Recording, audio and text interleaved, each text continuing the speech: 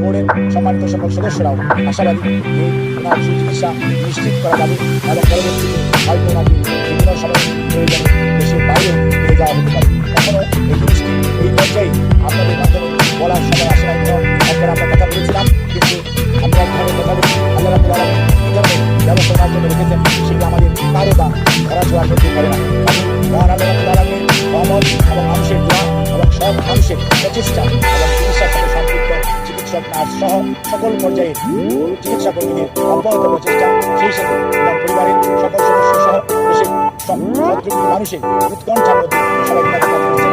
এই অবস্থায় আমরা আপনাদের মাধ্যমে দেশবাসীর কাছে আমরা আকুল আবেদন জানাই, ওনারা যে দোয়া করছেন, ওনারা সুস্থতার জন্য সবসময় বেড়ে চলেছেন, সেটি আপনারা অব্যাহত রাখবেন এবং আল্লাহর অশেষ মেহেরবানিতে দেশবাসী যাতে পরিবারের শারীরিক সম্পর্ক অবস্থায় অতিক্রম করছেন, সেটি আপনি সফলভাবে আল্লাহর অতিক্রম করতে পারে। সেই জন্য আমরা সবার কাছে সহযোগিতা চাই।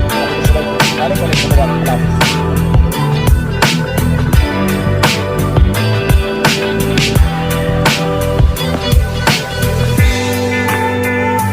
আপনাদেরকে মাধ্যমে আরো একটি কথা বলতে চাই।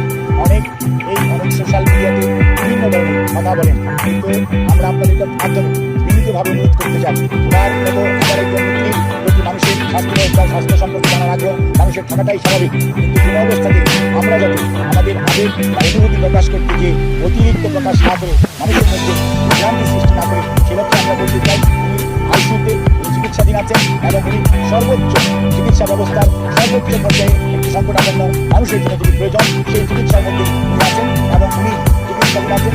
কোনো অবস্থায় কোনো গুজবে কান না দেওয়ার জন্য আমি আপনাদের মাধ্যমে শপথ